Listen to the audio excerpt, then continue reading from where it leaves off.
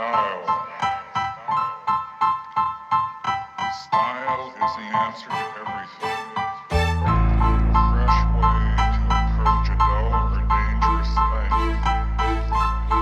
To do a dangerous thing with style is what I call